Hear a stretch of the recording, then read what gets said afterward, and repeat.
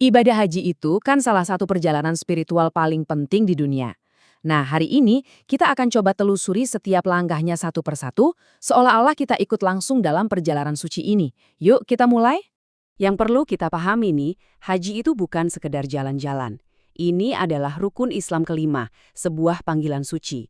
Ini adalah momen di mana kita melepaskan semua urusan dunia dan benar-benar fokus mendekatkan diri kepada Tuhan. Jadi ini perjalanan jiwa yang butuh kesiapan total.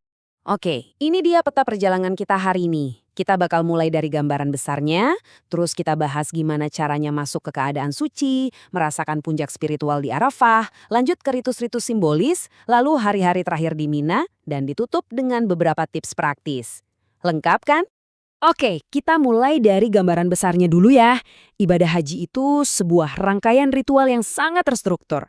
Setiap langkahnya punya makna yang dalam banget, dan semuanya harus dilakukan secara berurutan.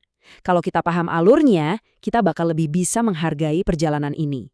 Nah, sebelum kita masuk ke detail setiap ritual, coba lihat lini masa ini deh.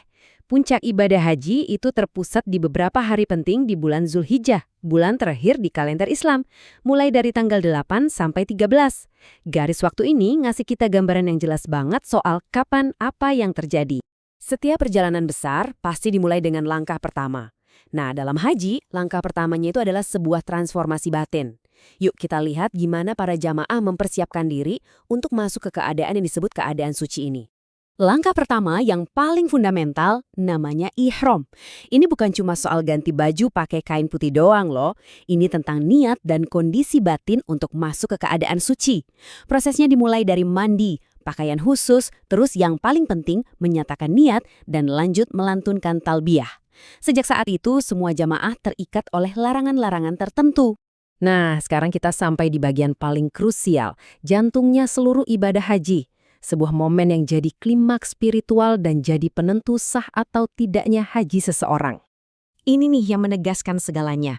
Tanpa melakukan wukuf, ibadah haji seseorang itu ya dianggap nggak sah. Ini menunjukkan betapa krusialnya satu hari ini dalam keseluruhan rangkaian haji. Penting banget. Jadi, wukuf itu apa sih sebenarnya? Ini adalah momen ketika jutaan jemaah haji berkumpul di Padang Arafah pada tanggal 9 Zulhijjah. Mereka diam di sana dari siang, sekitar waktu zuhur, sampai matahari terbenam. Ngapain? Ya berdoa, merenung, minta ampun. Bayangin deh, jutaan orang melakukannya bersamaan. Sakral banget.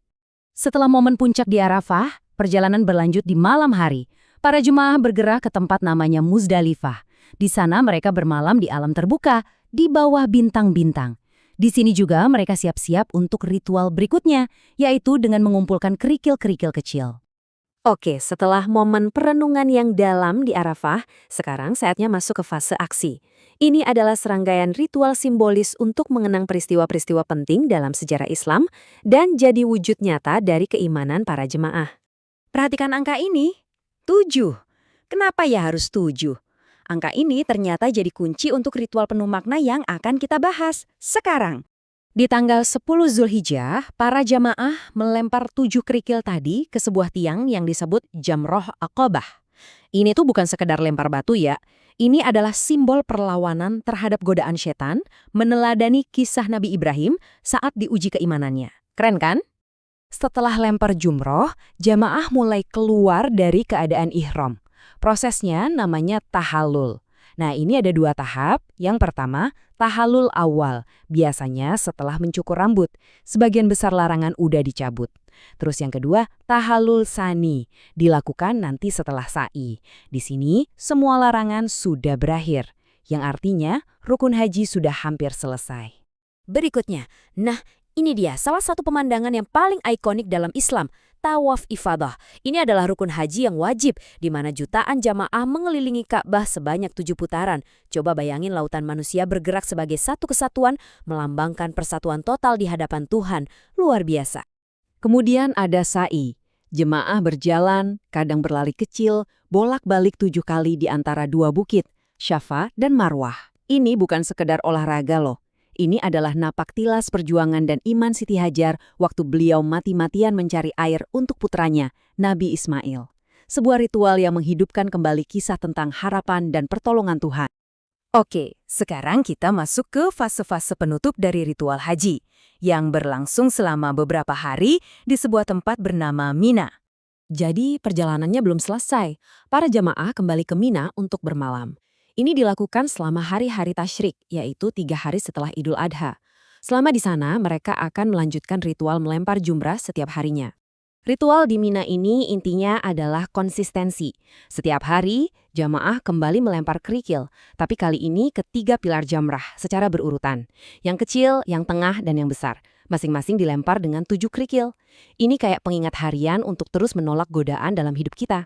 Dan akhirnya, sampailah kita pada momen perpisahan yang mengharukan, tawaf wada. Sesuai namanya, ini adalah tawaf perpisahan. Sebuah tindakan penghormatan terakhir sebelum para jemaah meninggalkan kota suci Mekah. Ini adalah ucapan selamat tinggal pada Baitullah yang menandai akhir dari perjalanan spiritual mereka. Oke, setelah kita paham semua ritualnya, kita geser sedikit ke hal-hal praktis ya. Ini penting banget supaya bisa menjalankan ibadah yang luar biasa ini dengan lancar dan sukses. Jadi, apa sih kuncinya biar haji kita diterima? Atau istilahnya haji mabrur? Semuanya balik lagi ke persiapan. Bukan cuma soal fisik dan logistik, tapi juga kesiapan mental untuk benar-benar paham setiap ritual. Dan yang paling penting, membawa bekal sabar dan ikhlas yang gak ada habisnya untuk menghadapi setiap tantangan di sana. Nah, kutipan ini ngerangkum semuanya dengan sempurna.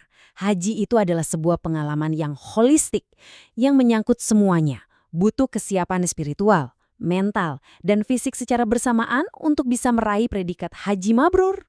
Sebagai penutup, saya mau tinggalkan satu pertanyaan buat kita renungkan bersama. Gimana ya sebuah perjalanan iman yang begitu terstruktur, penuh simbol, dan penuh ujian ini pada akhirnya